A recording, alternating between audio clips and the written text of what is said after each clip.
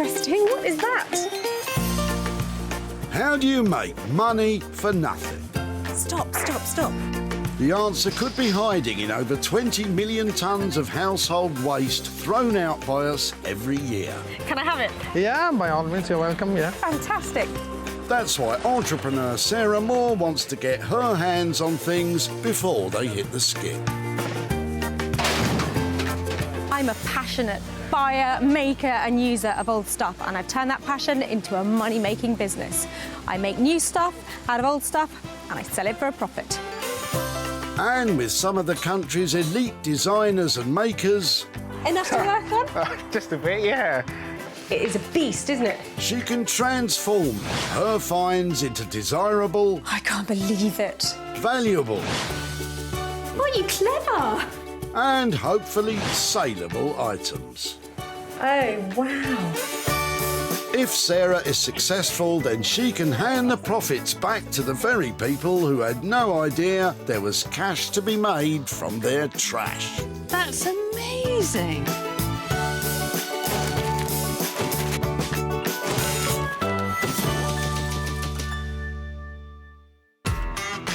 Woodhouse Lane Recycling Centre in Altrincham, Greater Manchester. Here, Sarah is on the hunt for a piece of junk to fire up her rejuvenation imagination. You know me, I'm full of rubbish ideas. But where's the rubbish? Let's go get it. She's been given special permission to roam the tip looking for trash. But there's one rule that must be obeyed.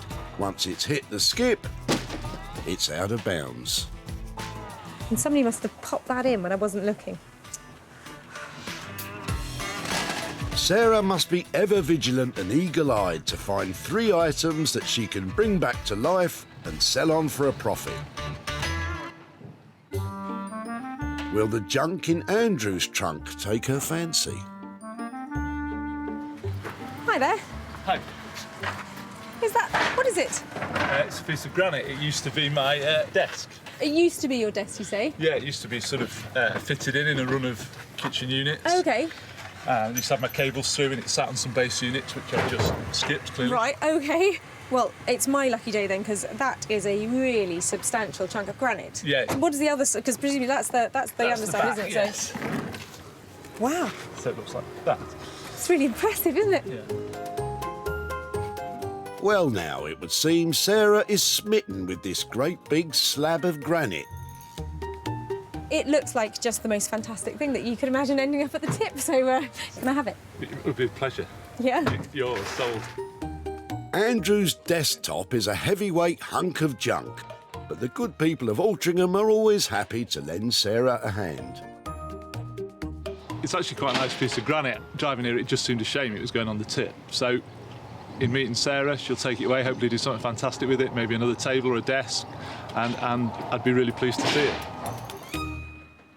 Let's meet the maker Sarah's hoping will take on this piece of solid rock.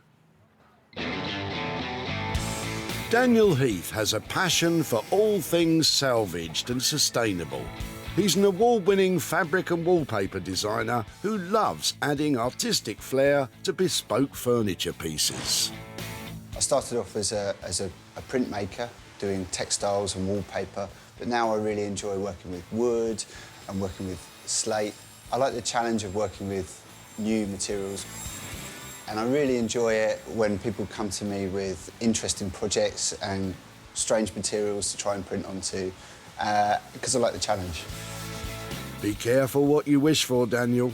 You've got a heavyweight challenge coming your way.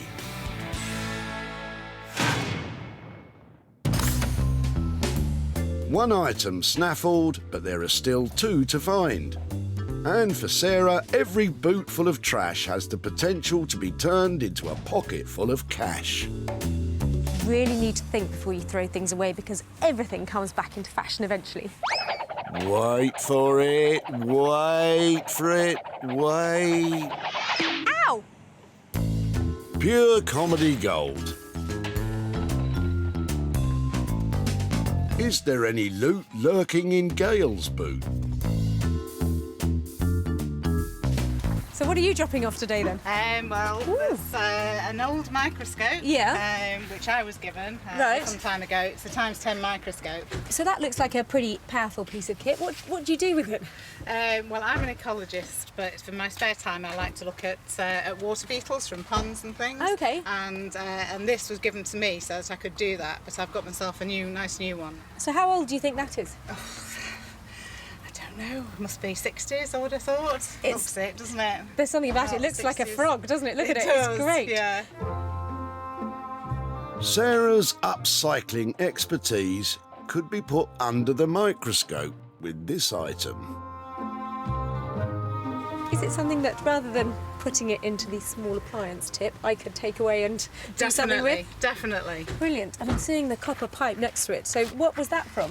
That was just left over from when I had some central heating put in that the plumber never took away. And it's one of those things you think, oh, might use it one day. And Yeah. I never did. So you've had that for a while then as well? Yeah, in the Excellent. shed and then in the garden, so yeah.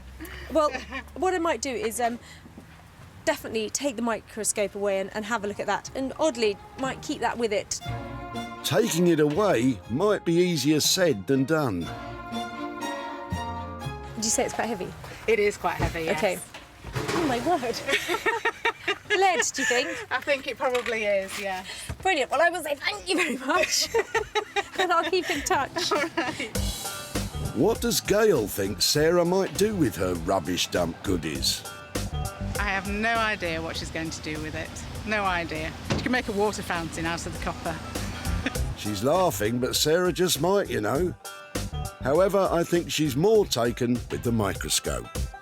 Don't you just love it? A scientific instrument? I've never had one of those before. I think it looks wonderful. It's retro, it's chunky, it's metallic, it's got little knobs on it.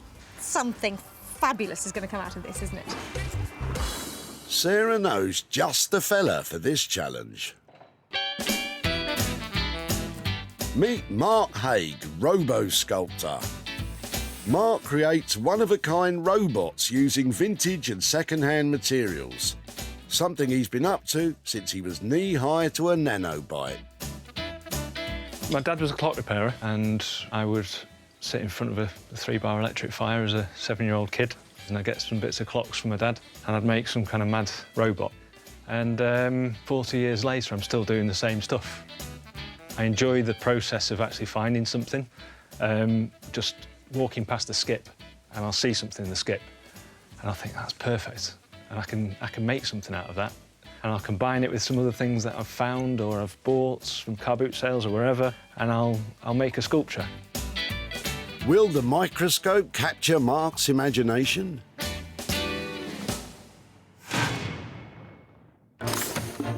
Sarah's grabbed goodies for Daniel and Mark.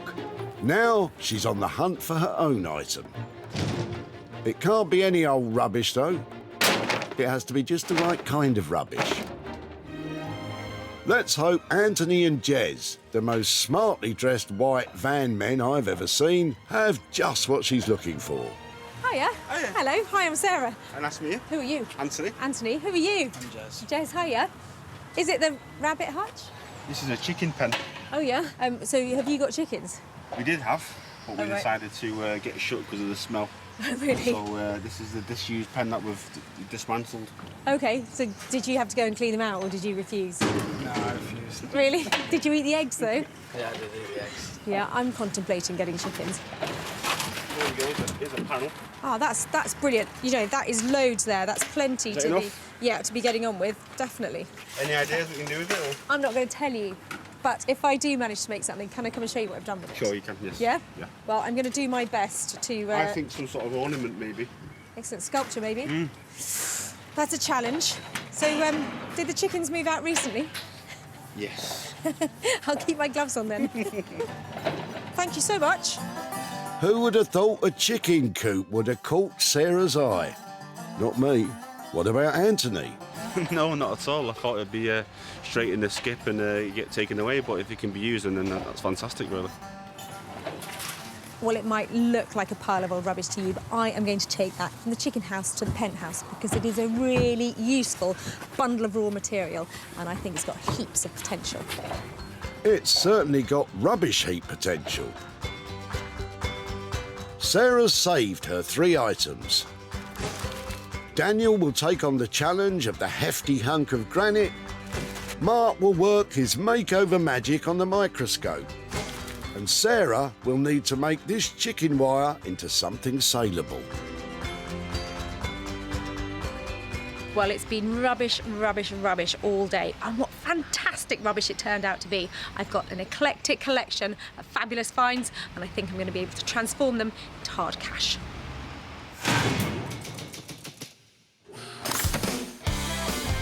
Walthamstow in East London has all the hustle and bustle of a thriving city suburb, combined with a warm welcome of village life. It's this combination that has earned the area its nickname, Awesomestow. One of its most awesome residents is upcycler extraordinaire Daniel. Sarah's got a treat in store for him, this slab of stone. It's been a real mixed bag in the past, so whether I'll get something that's going to be easier or challenging, who knows? Me, I know. I can tell you this, it's not easier. Good luck, Daniel. OK, gravestone. Don't be rude about my granite. We need some help getting it upstairs. This thing weighs a ton. Yeah, I bet it does. Oh, my God.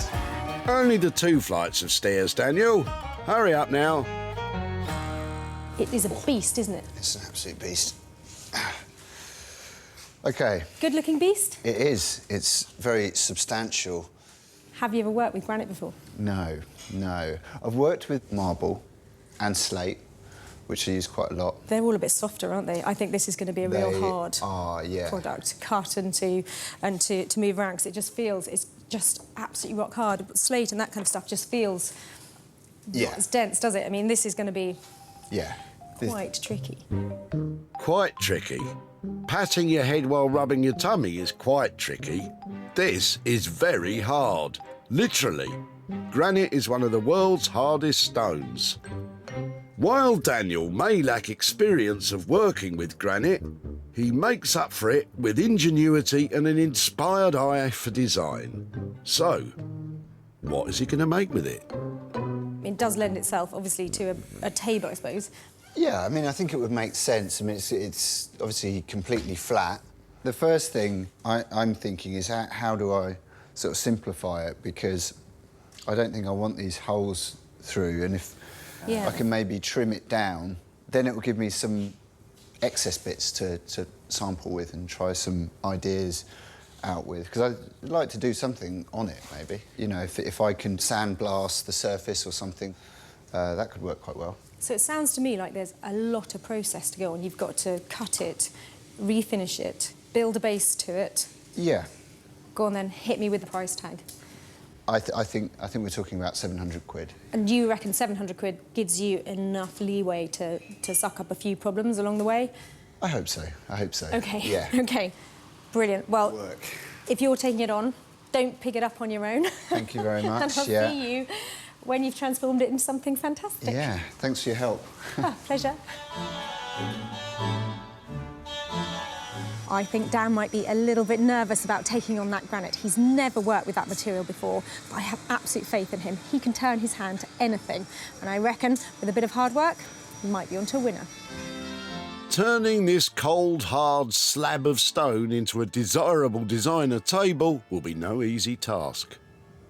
To me, it feels quite dated, but it's how can I make it more contemporary, and how can I make it into a really sellable piece?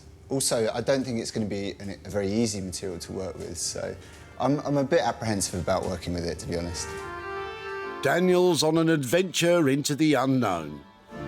The £700 fee may seem steep, but it needs to cover any mishaps Daniel may have along the way. Manchester. The city is an architectural mashup. Its industrial past and cutting-edge present collide to create an offbeat beauty, much like the goings-on in this workshop.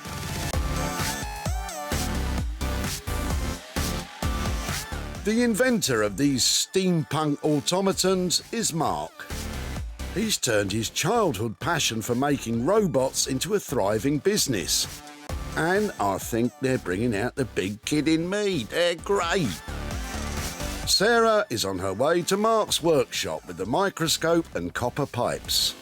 Hopefully she's brought me something nice, vintage looking, something that says robot to me. Hopefully it's something nice I can work with. Hi, Mark. Hello, Sarah. How are you doing? Hold on, let me get that. Is it heavy? It is heavy. How are you doing? I'm fine, thank you. Nice How are to you? see you. Yeah, really And you? well. I come with gifts. And this as well. Yeah. Wow. Um, OK. what do you think? I think it's lovely. The microscope has certainly caught Mark's eye. And I have to say, I'm pretty excited about this one. See, that's what made me think of you. Definitely. I'm glad you bought me something symmetrical. I like symmetry. That helps, doesn't it? Because that really helps with the form of the robots, doesn't it? Yeah. This, obviously, that is the head. So we need a body Yep. of a commensurate size, and then a nice pair of legs. So I imagine the robot's going to end up something like that kind of size. I think that sounds like it's going to be really cool. Mm-hmm. And I know that you make lots of robots that are just good looking. Can you think of something that make them useful as well? I'd like a robot, a laser beam sword and a hyperspace time travel distortion ray, please.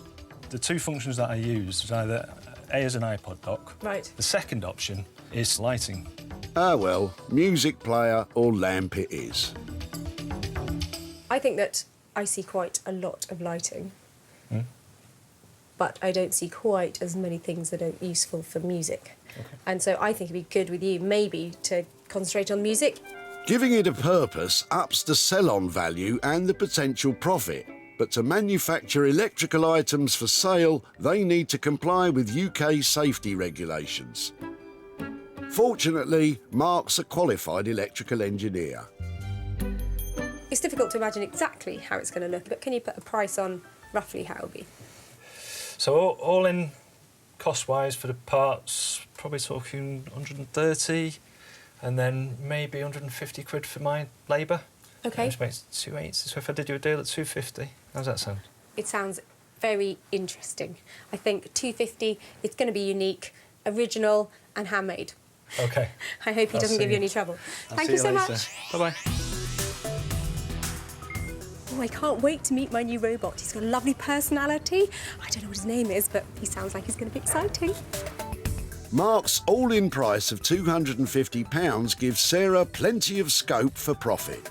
My only concern is what happens if our little robot friend turns out to be an evil bot intent on destroying the world with his hyperspace time travel distortion ray.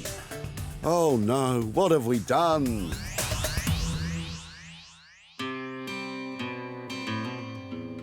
Sarah has dropped off the Granite worktop with Daniel and the microscope with Mark. Now, back at home in Sussex, she can get cracking on her own item, the broken down chicken coop. I have seen some really cool lampshades made out of wire, and I think that's the direction I go in these. So I'm thinking about transforming this wire into hanging garden lampshades. They sound like a winner, don't they? They sound delightful. I imagine a nice floral design, perhaps with dandelions and daffodils, butterflies and birds. A little rustic treat to add a quaint countryside touch to any lamp. So that is a great piece of reclaimed wire, and I'm just going to wrap it round, get the right size, and then trim it. See how big each lampshade's going to be. Sarah is using wire wreath frames purchased from the internet to add shape and solidity to the chicken wire. And quite sensibly, she's wearing her safety gloves. This is really quite fiddly. Whose idea was this? Come on, Sarah, stick with it. This is really fiddly business. These are way too heavy duty. I think these would be much finer. The lampshade is beginning to take shape. That's really come together quite well. For inspiration with her floral design, Sarah is using an old wildlife book featuring butterflies. Oh, that's the one. Look at that. Ooh, I don't like the look of that one. Look at that mean thing on there. The death head. The death head? Oh my giddy aunt, this is becoming a Gothic monstrosity. I want it to be dark and designer rather than kind of pretty and flowery. Well, you've got it. Sarah is tracing the death head picture to transfer its outline to card. I love tracing. I've forgotten how much fun it was. Inspired by the black and gold colouring of the death head, Sarah will create black and gold silhouettes of moths and leaves to adorn the chicken wire lampshade. This is a far cry from the hanging basket-style lampshades I originally envisioned. These have definitely taken up the Gothic look. In total, Sarah has spent £32 on this project and she hopes to complete 5 lampshades. But is there much of a market for death head designs?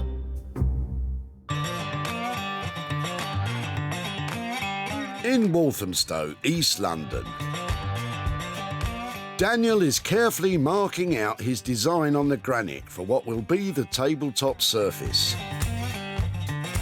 His fabric and wallpaper prints are renowned for their elaborate and elegant detail. He has a passion for the glamour of Art Deco architecture, and he combines these aspects together in his furniture design. The hard and heavy granite is all new material for Daniel and requires a new approach and skill set. I've had it cut to size and I've started drawing out a pattern onto it, and I've got myself one of these rotary tools, and I'm just etching into the surface with a hand tool. There's a great deal of intricacy and precision involved in the work that I do, and I kind of need to be a perfectionist. I want to kind of always try and get things just right. It's pretty terrifying when you're working with a piece of material and I've only got this piece, so if I mess it up, then I've got to sort it out. Daniel is scratching the surface of the granite as he plans to add colour to the tabletop by painting these areas. By marking the surface, he hopes the paint will permeate into the stone. The granite colour, as it isn't maybe very fashionable. I don't know what that's going to look like yet.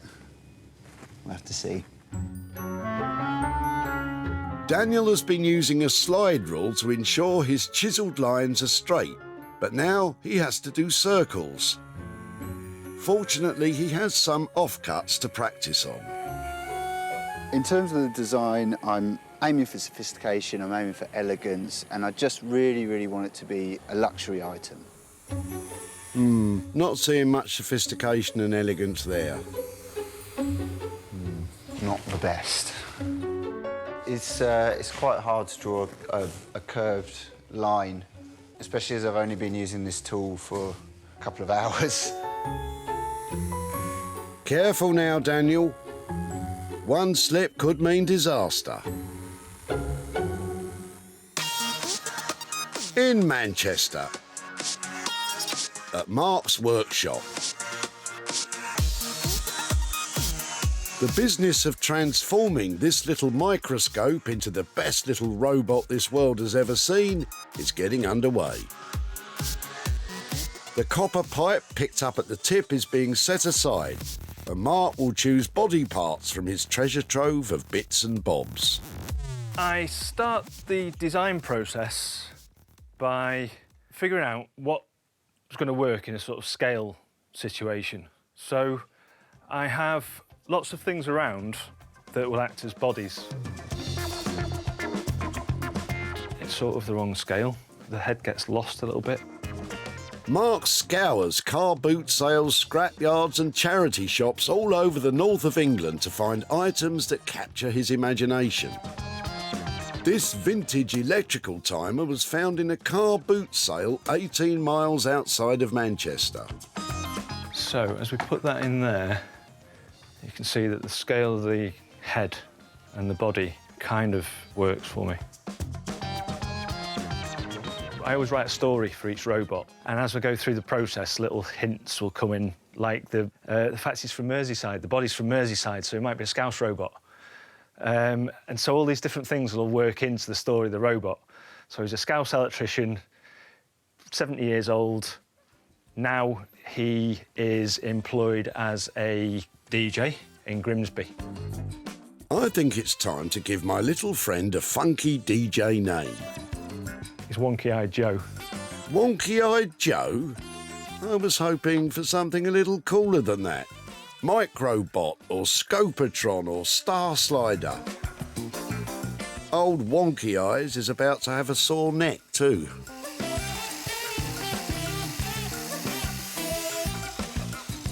That went very well. It's a nice straight cut.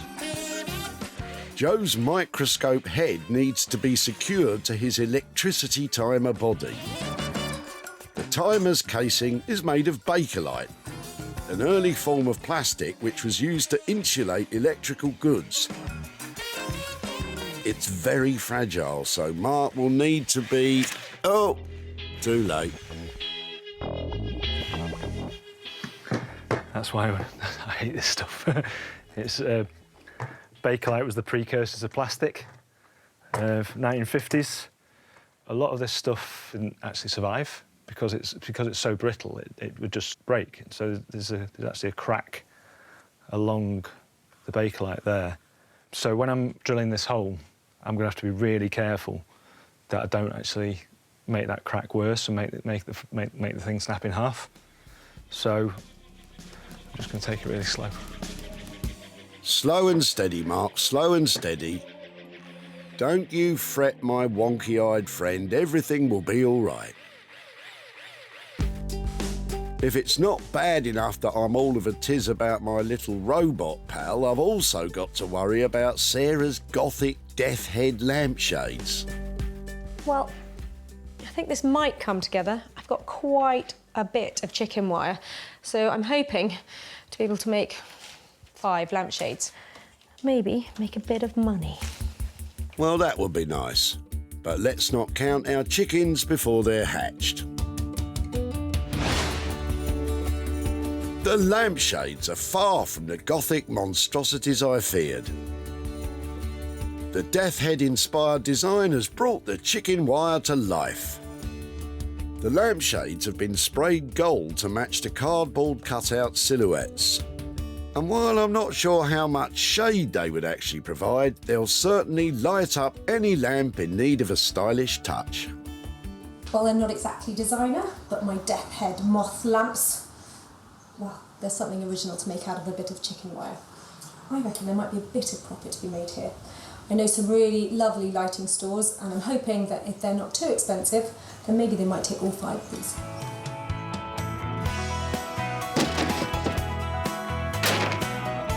Sarah first spied the chicken coop just as Anthony was about to sling it in the skip. Did the chickens move out recently? Yes. I'll keep my gloves on then. The chickens moved out and the death head moths moved in. And great news, Sarah has sold all 5 lampshades to a vintage and antique lifestyle store, the Pack House in Surrey. Now she's at Anthony's home to show him what became of the chicken coop. Hi, Anthony. Hi, how are you? I'm really well. How are you doing? I'm very well, good, thanks. So I told you I'd be back in touch Yes. if I could do anything with your old chicken run. Yep. Now, I know you and your nephew were clearing it out, but Yes. after you got back in your van, did you say, I wonder what she's going to do with that? I thought you were absolutely crazy, to be honest. But I did have a couple of moments where I think I agreed with you with that, because it was something that I wanted to make into something quite smart. Yep. So I did actually hatch a plan, and I turned your chicken wire into lampshades. Wow, they're brilliant. Reclaimed it all and cut out some moths. There's a moth called the death head, which is quite a big moth, so it was a good one to use. So I'm really impressed by that. Oh, I'm really pleased you like them. I managed to make 5 of them, Yep. and there is a shop down in Farnham in Surrey who like the look of them. So they bought them as a whole set, and I've got some profit to share with you. In fact, I've got a little bit here. I've got £3 there. Yep. And another £140 there. Wow, I'm flabbergasted by that. Thank you very much. What are you going to do with that? I might take the girlfriend out and have something to eat, maybe a nice meal or something like that. Or I might just not tell her and spend it myself. Well, you know, your secret's safe with me and all of them. So great to catch up. Thank you very so much. much. Thank you very much. Bye-bye. In total, Sarah spent £32 making the lampshades. She sold all 5 of them for £175, leaving Anthony with £143 to take his girlfriend out to dinner. Well, he'd better do, otherwise, never mind the chicken house, he'll be in the doghouse. In Walthamstow, the granite slab has tested Daniel's skills and ingenuity to the max. Working with granite was pretty hard. It's such a dense material. I didn't know how to do anything with it, basically. I wasn't sure how to cut it, how to get pattern onto it. So that was a real challenge. And now Sarah is here to cast judgment. It is crunch time for the granite. I left Dan with a tricky material to work with and a huge £700 budget. I just can't wait to see what he's managed to do with it all. This has been a creative collision between the immovable object that is the granite and the irresistible force of Daniel's craftsmanship.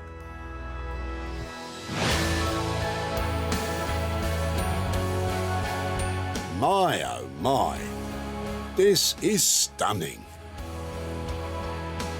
Daniel's signature style of traditional Art Deco fused with industrial-inspired design is writ large across this coffee table. Unable to achieve the intricacy and precision he required with his engraving tool, Daniel scrapped this method. The abandoned concept is on the underside of the table. Sometimes taking a wrong turn is the only way to find the right direction. He created this new design on his computer and used a specialised industrial printer to transfer it onto the reverse side of the granite. This was a new technique for Daniel, and thankfully it worked a treat. Dan? Hello. Oh, Dan. There we go. There's the granite. Oh, it looks amazing. That looks like you've tattooed it, you've given it edge. It's really cool. Thanks, Sarah. We had a lot of issues with it. We tried other approaches. We were sort of engraving into it and then putting stuff into the engrave, but it was just looking, it just looked too naive and it didn't look sophisticated enough. So the process that we used in the end is sort of like a digital process, but it gets the ink really into the grain of the granite, and then we've sealed it in with a stone sealant as well, so it should be resistant to sort of coffee stains and things like that as well. I had no idea you're going to be able to produce something this finely marked and such a strong piece. Well, neither did I, so... Massive relief all round then.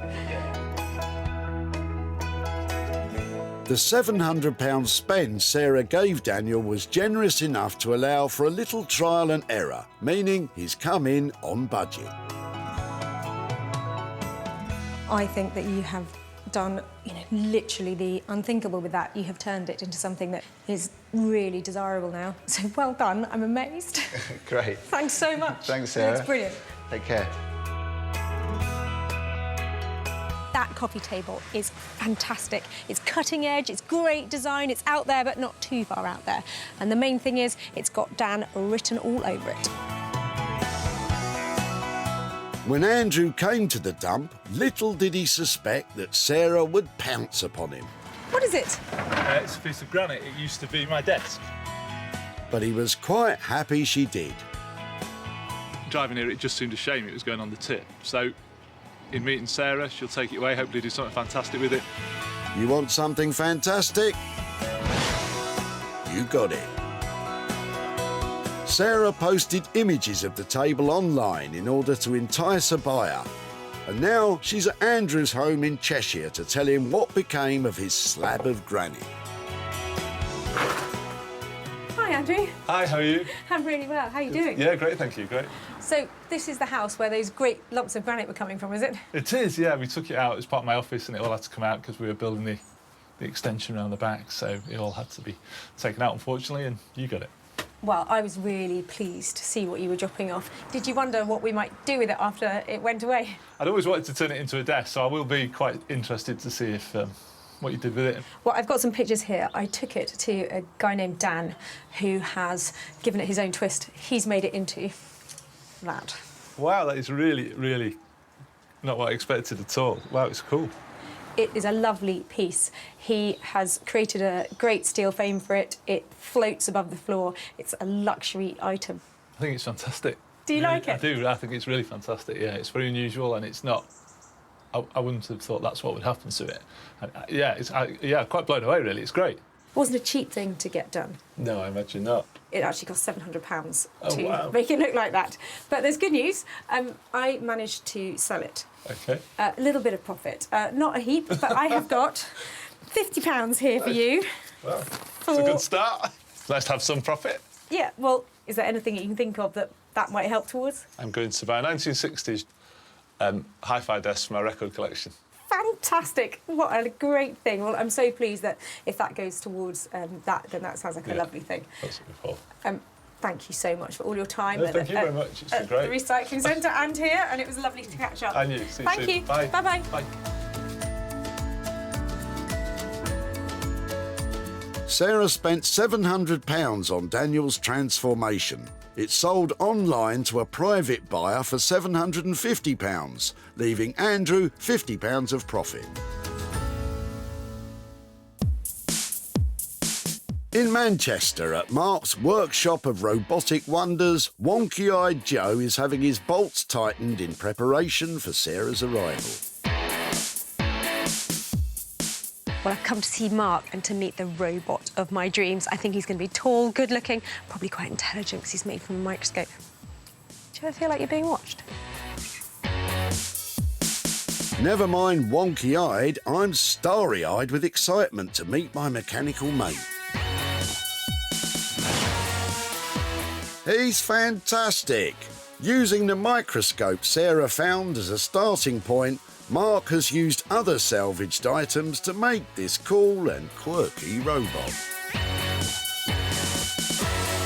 Joe has been carefully crafted to ensure that all the disparate elements sit in robotic harmony. He stands atop a vintage speaker which now works as a smartphone music player.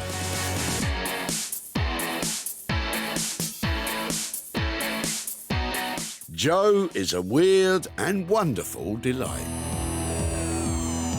Mark? Hello, Sarah. How are you? Wow, I'm really well. Lovely to see you. It's lovely to see you. Meet wonky-eyed Joe. He is amazing. Thank you. Hasn't he got... Is it he? Yeah, it's a he, I think. He's got his own little story. So... Talk me through the story. Thank you for adopting me. I make up a story for each robot. So what? Let me read it. Oh, he's had an interesting life. Never feed him eggs Benedict. He's obviously a DJ because he's got the headphones on. And he is a fully functioning iPod dock. No way.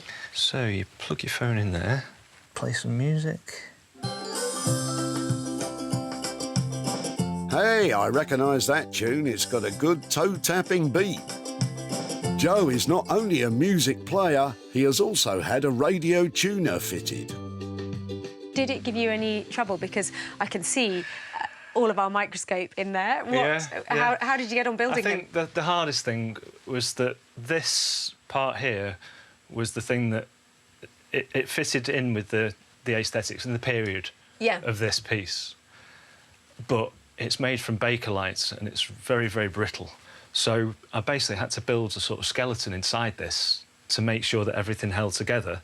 So there's a lot of work that's gone on inside that was the there. big work. That was the largest amount of work, getting that sorted out. And did that affect budget? Because I think it was 250 quid to construct something like this, but, you know, I think you've gone way over the top, haven't you? Yeah, but I'm happy with that. It's fine, absolutely fine.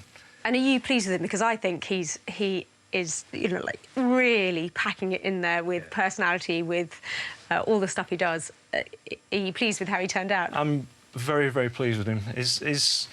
I think this is one of the best ones I've ever built. Lovely. Well, somebody's going to have a lot of fun with him, and I hope we're going to make a little bit of money, because I cannot wait to show the woman who used to use these, you know, identifying beetles. Yeah. To show her this, it's going to be great.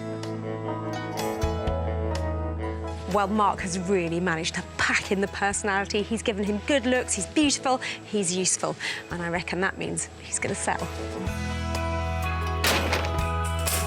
When she first met Sarah, Gail had a trunk full of junk. So what are you dropping off today, then? So, an old microscope. The scientific instrument certainly caught Sarah's eye. Is it something that, rather than putting it into the small appliance tip, I could take away and do something with? Definitely, yes. Sarah is super excited to show Gail how her microscope became a mega cool bot. After Sarah shared photos online, she made a super quick sale to collector Tim. He's great, absolutely brilliant. Now Sarah's on her way to show Gail how her microscope was transformed. Hi, Gail. Hi. Hello, how are you? I'm fine, thank you. How are you? Yeah, very well, very well. And when I last saw you, you were busily throwing away an old microscope. Yes. Did you wonder what might happen to it after it Well, left? yes, I don't know what you could do with a microscope, really. Yes, especially one that looked like that. So, Well, luckily, I'm very well connected. yeah. And there are people who see things like that and just think, I know exactly what to do with it. And Yes. I took your microscope to a man called Mark, who is in Manchester. Yes. And I've got some pictures to show Oh, you of how it brilliant. ended up. Or, are you ready for this? Go on. That is fantastic. Mark has utilised all those lovely bits out of your microscope to make somebody with real personality. Oh, yeah, definitely. Do you approve? I do. That's brilliant. Well, he was... a few pictures were shared on the internet and somebody just fell in love with him. So he's Yes. gone off to a new home. We've made some money for you as well. Here is £50. Brilliant. Well, I'm glad he got a new home because he looks fantastic. Yes, I'd like him as well. So, yeah, I can understand why somebody wanted him. £50? Have you got any ideas what you might do with that? Not really, no. Go towards new plants for the garden, perhaps. But I don't know. I'll see. Absolute pleasure. Lovely to catch up. And you. Thank Bye-bye. you. Bye. Mark charged Sarah £250 to create Wonky-Eyed Joe. Sarah sold him for £300, leaving a £50 profit for Gail.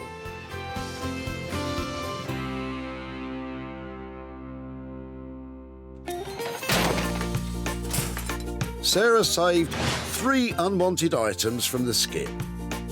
And now, instead of being turfed, they've been totally revamped. Well, I'm absolutely delighted with those transformations. It never fails to amaze me what can be done with a little bit of imagination and a lot of hard work.